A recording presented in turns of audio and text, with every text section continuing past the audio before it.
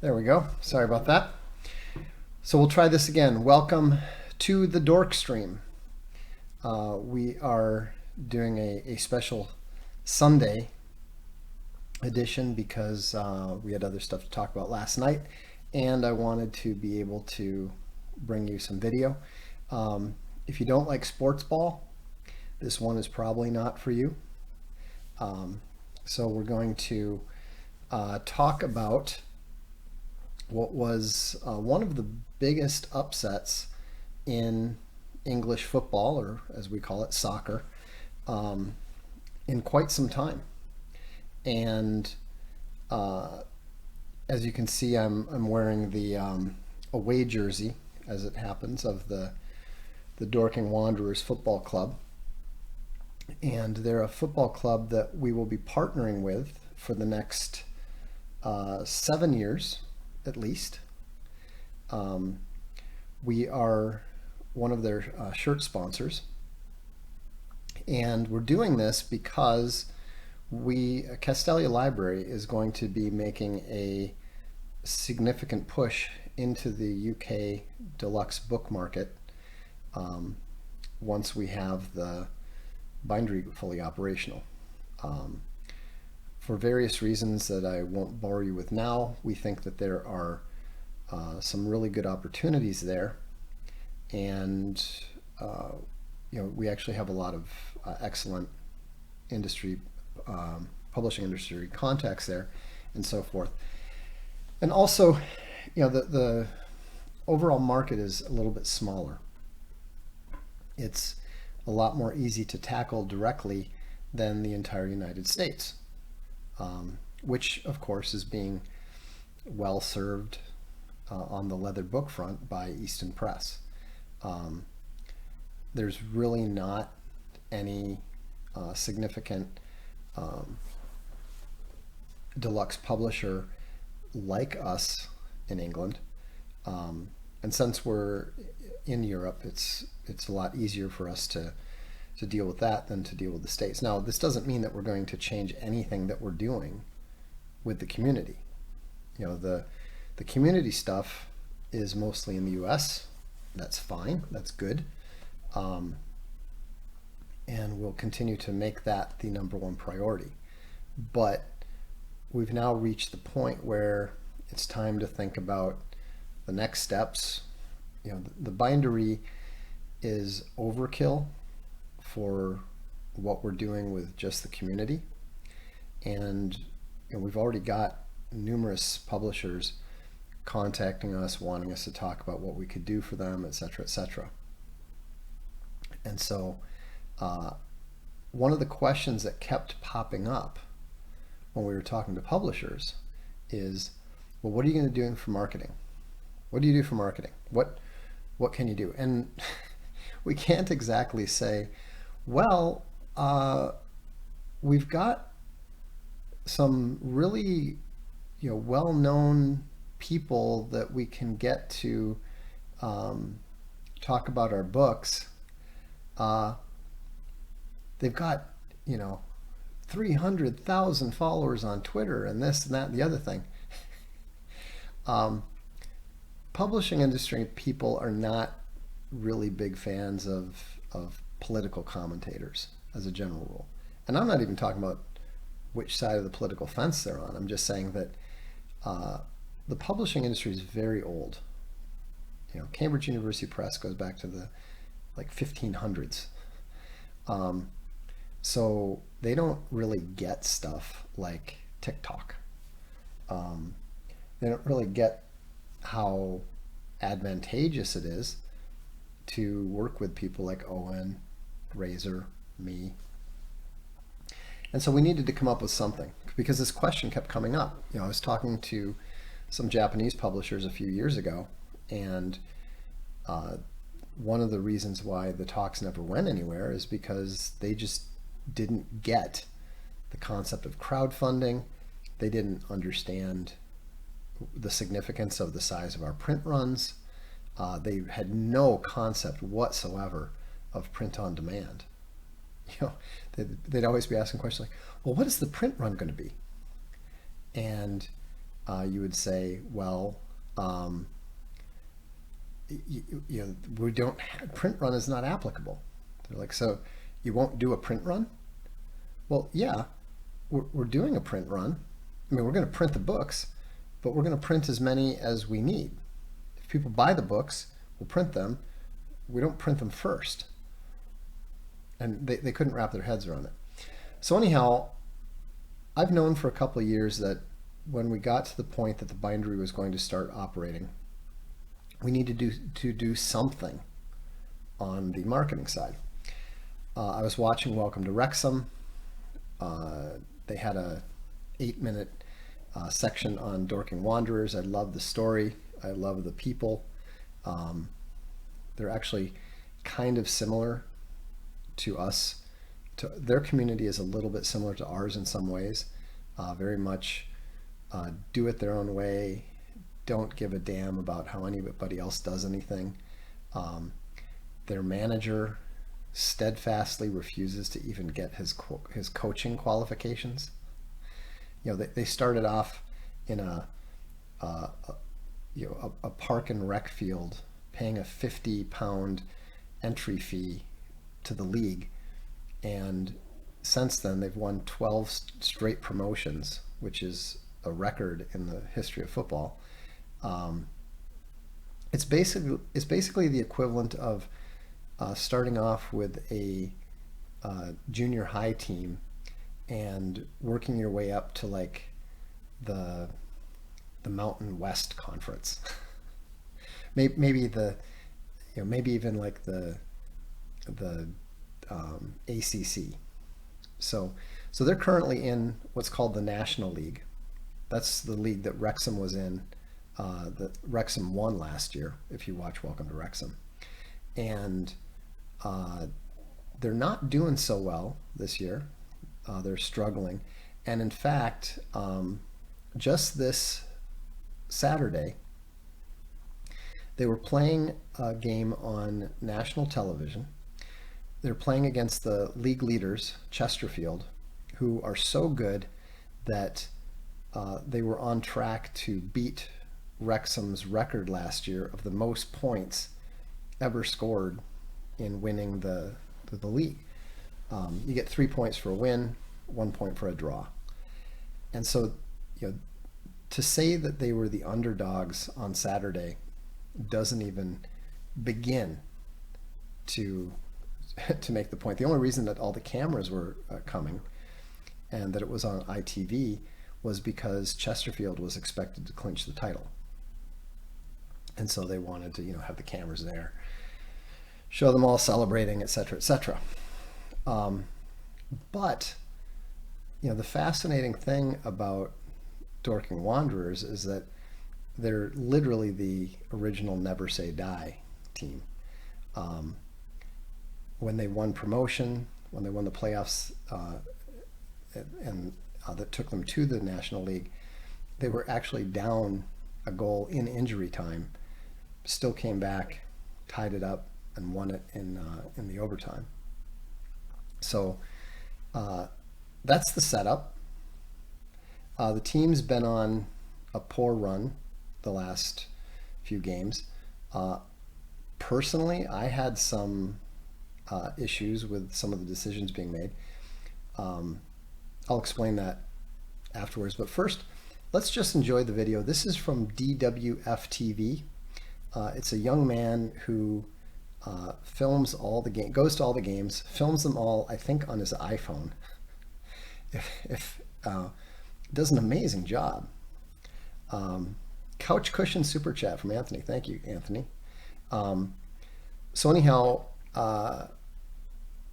it's interesting. The audio levels are obviously very rough, but enjoy this. And then I also have another video to show that will show some of the same stuff from a better angle. But in any event, let's go ahead and fire it up.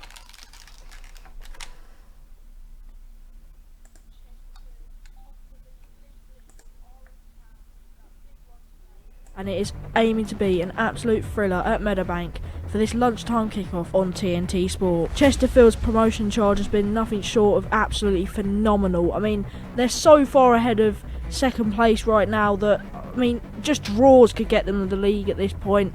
Of course, it was heartbreak for them at the end of last season. I was there for that playoff final against Notts County, which they cruelly lost on penalties. I thought they were the better side on the day, but they came out the losers. Well, I mean, Chesterfield's quality is absolutely out of this world for this league. I mean, Will Grigg, Tom Naylor, Ryan Koklov, Armando Dobra, the list just goes on. Their players are absolutely unreal for this level of football. Please make sure to drop a like, hit subscribe. We're going to go for 250 likes for today's video. If we can hit more, that'd be brilliant. Hit subscribe and let's get down to Meadowbank. I always say 4-0. I've not been right yet, but 4-0 will do us. Depending on how we play, it could be 2-0 or 3-1. I'm going to go 1-0 Town. 3-1 to Town.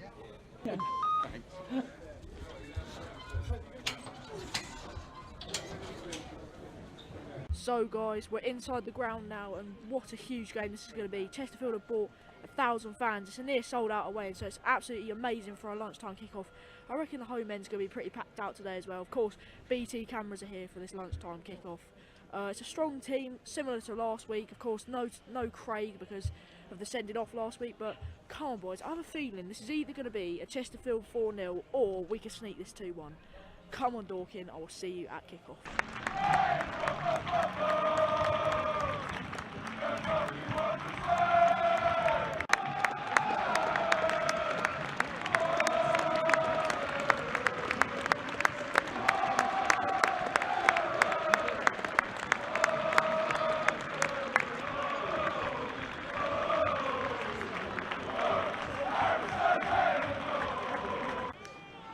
Come on lads, let's go, come on!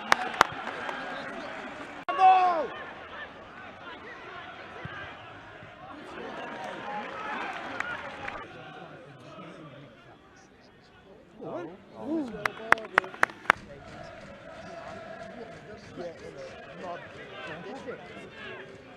Nice! Go on! Oh, go on, Greg! Go on, Greg! Finish! No! Oh, what a save! Go on! Hit it!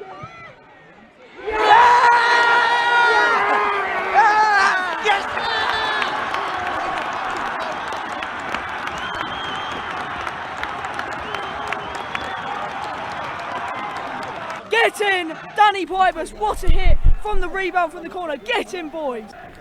Much better start than expected.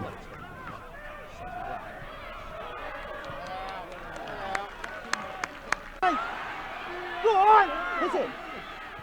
Oh! That's a good save. Hit it! Can't believe he didn't even get the shot off. Hit it!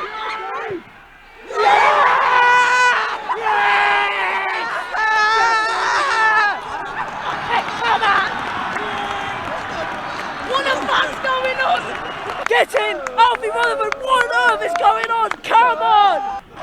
At this point, the announcers are wondering what happened to Chesterfield.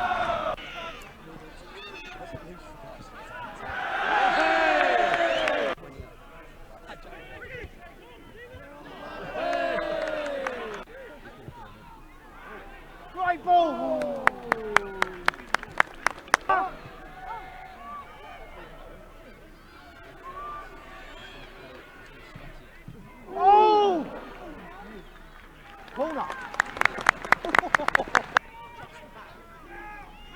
That's it, mate. Good one, Dave. Who's that, Joker?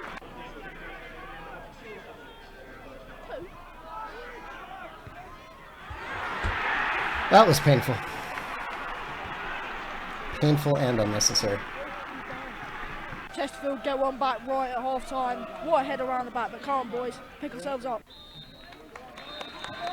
Well done, boys. Right, guys, so that is half time. It's 2-1 to Dorking. I mean, that was a really good half from us. Of course, we conceded right at the end, which isn't ideal, but come on, we can just play how we did in that half and we'll win this game because Chesterfield haven't had a sniff until then. Alfie Rutherford and Pye were supposed to hit their goals very well. Come on, boys. I believe we can hold on. If we just defend well, hopefully get another goal and see this one out. Come on, boys. I'll see you in the second half. Come on, boys. Let's do it. Come on in. That's it. Mate, he's done it.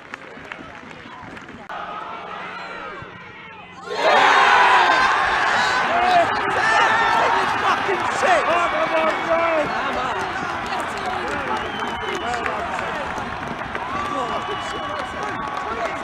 Get in! We restore our 2-goal advantage. Tommy Blair capitalises on the mistake. Come on!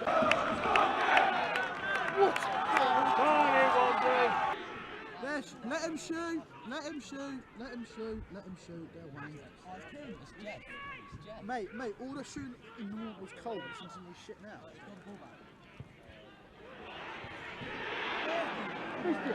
Hey!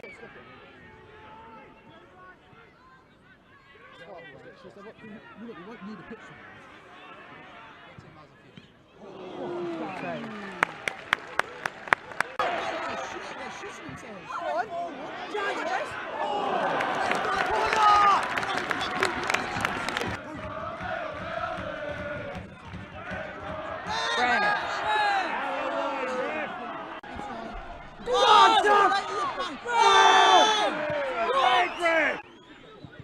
Well done! Go on, he's through! He's through! Hit it. Go on!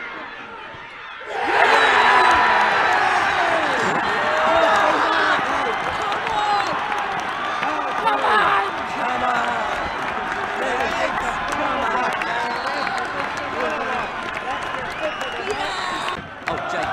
He's so slow. Alfie running. Get in. Alfie's at the double. That should be game over now. 4-1 to Dorking. Get in.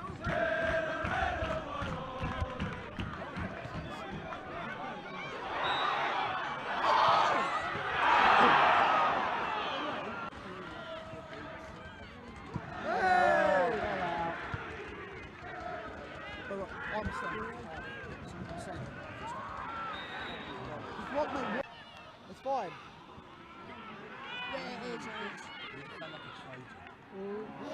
Don't lose it there. It's fine, I don't score. Hey!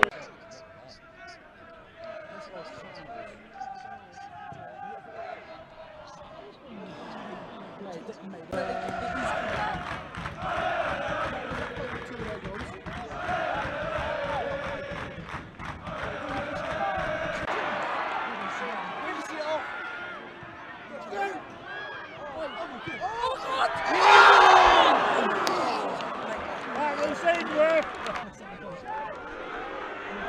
Hit it.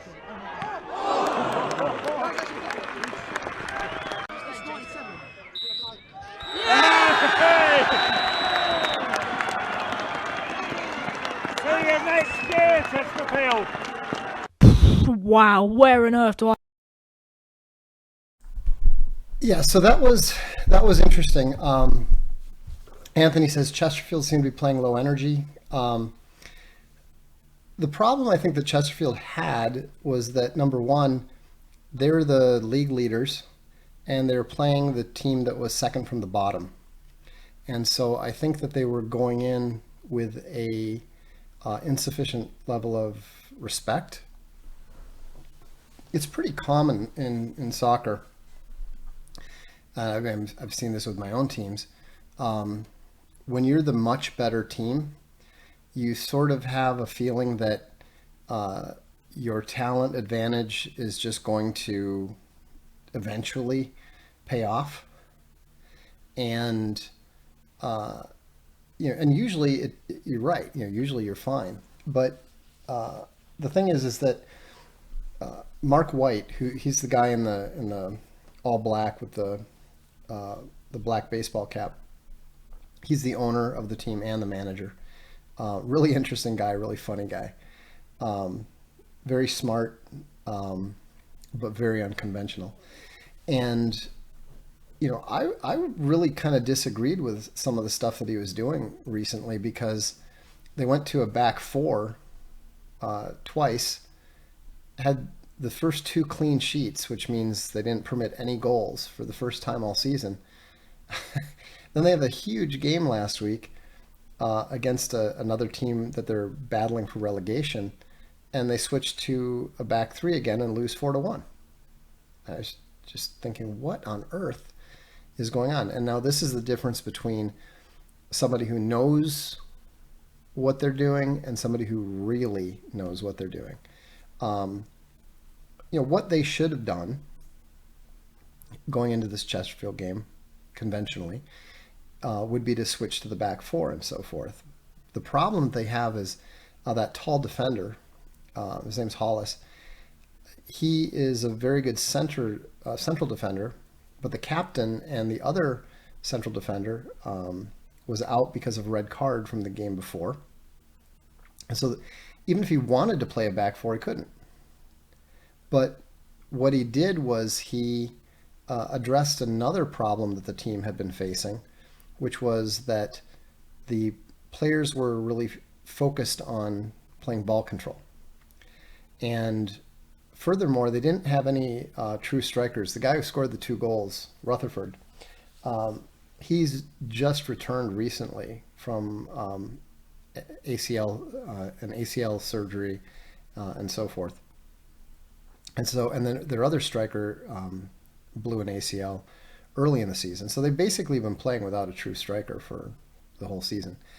And of course, they've been having trouble scoring goals. That's what wants to know, is this a pro league? Yeah, this is the English National League. So it's the 5th highest league in England. It's 4 levels down from the Premiership, from the Chelseas and so forth. There's actually at least one, I think there's one former Premiership team in their league, which is Oldham. And then Chesterfield's a very good team that will be up in the 2nd league next year, along with like Wrexham, Notts County, and so forth. Anyhow, so what he did, which was really fascinating, and in fact, a friend of mine that was watching the game at the same time as me, we were talking during it, and we both noticed immediately that Mark had told the players to attack the defenders. Like, when you have a ball, when you have one-on-one, don't stop and pass it back like they've been doing all season. He clearly told them, just try to take them on.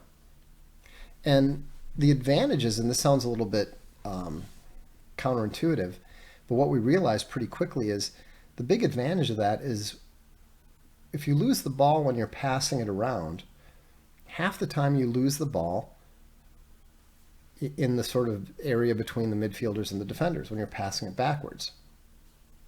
And that usually leads to a counterattack immediately, and those were the kind of goals they were giving up. When they lose the ball attacking a defender one-on-one, typically there's 10 players behind the ball. So you lose the ball more, you have less possession, but the other team has far fewer dangerous situations, has far fewer chances. Also, when you attack the defenders, sometimes you win, sometimes you beat them. And obviously in that game they were beating them left, right, and center.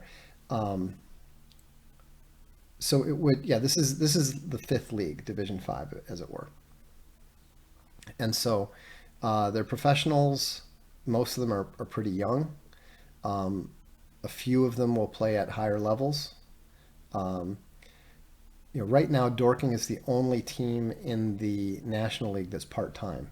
The whole system has gotten a bit more professional over the years, and so I think next year they're going to go full-time.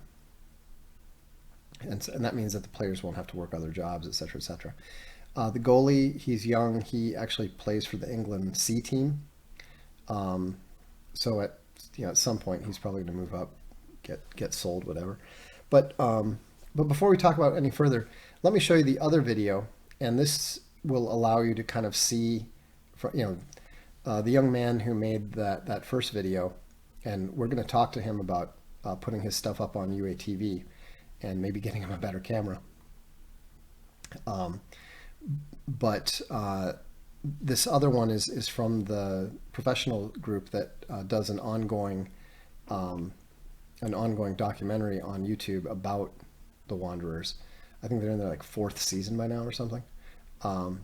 It's pretty good. And anyhow, it's what they call the goal cam, and so you can at least get a better idea of what it looks like from the stands and from a little bit higher. So I'll fire that one up now. And will count, and if they can pick up anything here today, that will be an added bonus. But what you have to be against this Chesterfield side is resilient. You have to be good with the ball. You're going to have to be good without the ball. The moments of the games when Chesterfield on top is how Dorking are going to be defending. I was talking about these individual mistakes that have cost them goals recently. Barry with the early shot that was straight into the arms. All 4 in his last 8 games, Carter. And it came out towards Pybus, who does get the opening goal here for Dorking. Well, they've been asking questions of Chesterfield, haven't they, in these early stages? It's been a slow start from the league leaders, and Dorking have capitalised. Pybus with the finish. Yeah, deserved a goal just from their start, really. They've been really at it and not really allowed Chesterfield to settle at all. I think for the standards that Paul Cook's side have set themselves this season so far, they are not meeting those. The first header's won there, but you have to be aware on the edge of the box of the... I think Paul Cook will be slightly alarmed there how easy Dorking got through. He could be in again here. They are! That's some finish as well, isn't it? Rutherford with the goal. Didn't really and show the league leaders here are 2 down against a side who began the day in the relegation zone. But Dorking have been excellent. Into play. Just that little ball round the corner there. Diving challenge there from Joe Cook. Mandeville with the cross, and Palmer was in there! And there's one back. Really good header that from one of the centre halves. And in added time at the end of this first half, Chesterfield reduced the deficit to 1. In this league, because they haven't. Well, no, I mean, it's always been a running joke that a lot of managers will always... Oh, given away here cheaply, and it's a chance for Blair! He's taken that chance! 2-goal cushion restored. What a start to the second half for Dorking. All that work that you've done to get yourself back into the game just before half-time has now just been undone. For the majority of this game, Chesterfield have had 1 moment of quality, and they found themselves a goal of Ash Palmer. But if you want a summary of the performance so far, this... Well, they could be in trouble here. Chesterfield, look at this. It's a straight run on goal. It's Rutherford. Can he finish? Yes, he can! This is nothing short of remarkable. Rutherford has 2, Dorking have 4, and the league leaders, the runaway league leaders, are being blown away here.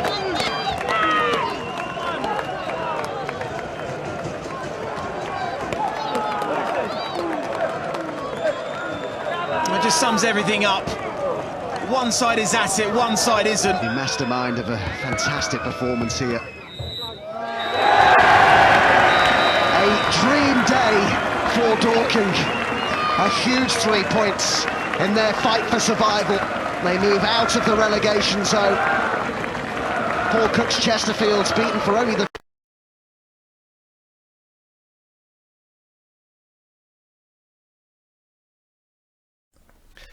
Yeah, so that was quite exciting, pretty unexpected.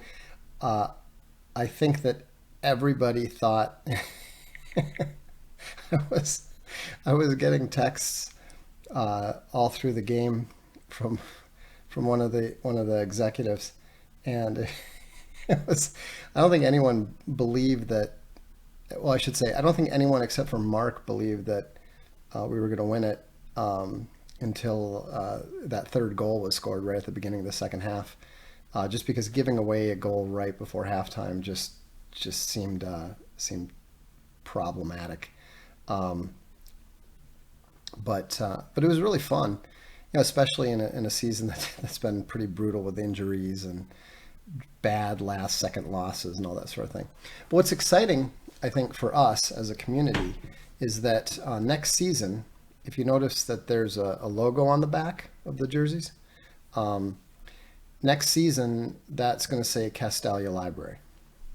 And next season, that's going to, I believe, bring a lot of attention to what we're doing, both with Castalia Library and also to a lesser extent with Unauthorized TV. Perhaps you've noticed, but we now have a Dorking Wanderers channel. We've already got permission to put all the games up. For whatever reason, nobody at this level keeps the games. Like, they, even though there's no encumbrance of TV rights for the most part, nobody puts them up, and of course it's too long for YouTube and all that sort of thing. And so I just said, hey, we'd like to do that. Do you have any problem with that? And they said no. And we're still working out some of the details because we haven't figured out why, but some of the files we get sent of a full game are like 450 megs, which is fine. Others are like 52 gigs, which is not. We haven't really figured out. We haven't figured out a system yet, but we're working on it, and we'll get there. And so we're probably going to. There's probably going to be some negative media attention at some point. But since everything that Castalia Library does is about as harmless and uncontroversial as uncontroversial can be, we don't really anticipate too much of an issue. Frankly, Mark is more likely to do or say something controversial than anything related to Castalia Library. We'll see. Obviously, there's always little issues that spring up from unexpected places and that sort of thing. But the reality is that it's an opportunity. I think it's a really good one. It's really good for them as well, because we're bringing some brain power and some different skills and talents to the situation that they don't have. And our ultimate goal in 5 years for both them and for us is for Castalia Library to be successful enough to be on the front of their jerseys when they're in the second league, or eventually, hopefully, the first league. So it'll be fun. We're even going to be able to offer merchandise and jerseys and all that sort of thing over here in the States. We're going to use the same Castalia Library Warehouse North is going to handle the jerseys and T-shirts and whatever else people might want, because they do actually have a small fan base in America already. They just don't have any way of serving it, and so I think it's going to be a lot of fun. It's definitely going to be a little different for us. There's no political angle. There's no this is just a pure sports thing, and it's something that I enjoy, especially because I don't know how much longer I can play on the field. The season has started off well this year, but it's only been 2 practices. we'll have to see if I can still keep up in the actual games, right? But I think it's going to be a lot of fun. If you have any interest in the sport, I'd encourage you to follow along either on UATV or on the YouTube channel. DWF TV is the young man's channel, and DWTV is the official team channel. They also have a Twitter account that keeps things updated and so forth. If you happen to have a some sort of internet related television, look for a National League hub, because then you can actually see the games live. It's called the Vanarama National League. Vanarama is I think it's a car rental company, and they sponsor the league, and so they actually make it possible for all of the games to get televised with a admittedly inexpensive one camera sort of channel. But I promised you guys that unauthorized is going to grow. It is. We're going to be, hopefully once we get all the subscription stuff restored, then we're going to go back to doing things like getting the classical channel working, getting more content up there, and it's not going to affect your subscription prices at all. Everything that we're adding is either stuff that we can afford, that doesn't cost us anything, or that pays for itself.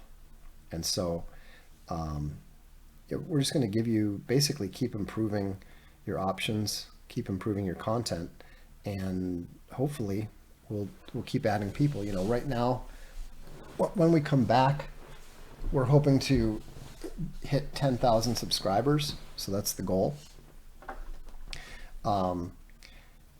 And after that, the next question is, how do we get to 25,000? I think that as the economy gets more and more difficult, people are going to be looking for more options. The streaming channels, the Disney, ESPN, all that kind of stuff is just going to keep getting more and more expensive. And the amount of content is going to keep going down. We already know this because of what ESPN has had to pay for college football. They're having to pay way more for college football, and they're taking it off of ABC. So the streaming world is going to be getting more and more expensive and more converged. And that means that there's going to be a real opportunity for small independent organizations to be smart, to make good partnerships, make good alliances, and grow with that. And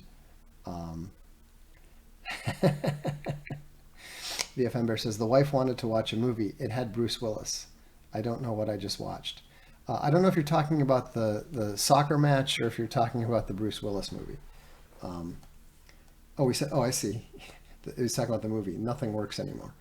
Yeah, I mean, the thing is that with AI and with what it can do, I would bet that we're within 3 years of being able to take the creative talent that we've got on the writing side, which is the important side, that's the creative side, and start actually making that kind of entertainment, and producing dramas and comedies and so forth. Inexpensively, yes. Certainly the effects are not going to be Hollywood level or anything, but we at least know how to tell stories. We at least know how to produce entertaining content. I mean, if Owen is perfectly capable of entertaining people for 3 hours sitting on an ammo box, I'm sure that we can do better when we have the right tools. And all of these things, whether it's acquiring good documentaries, whether it's making good documentaries, whether it's providing sports and sports analysis, that sort of thing, that's all stuff that we're going to be doing. It's going to take a while. There's going to be occasional bumps along the road, but it's going to be good for us. And frankly, it's already good for us. We're not only a sponsor of Dorking, they're a client.